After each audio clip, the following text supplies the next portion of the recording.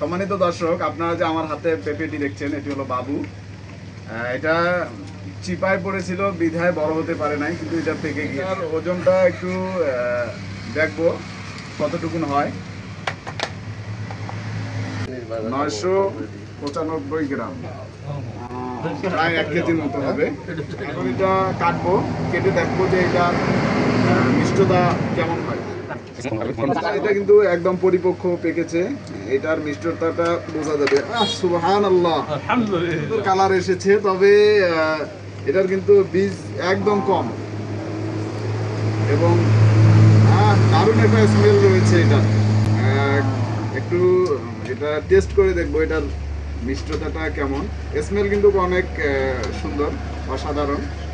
আমরা একটু টেস্ট করে দেখবো ইনশাআল্লাহ। জি, আমরা একটু টেস্ট করে দেখব।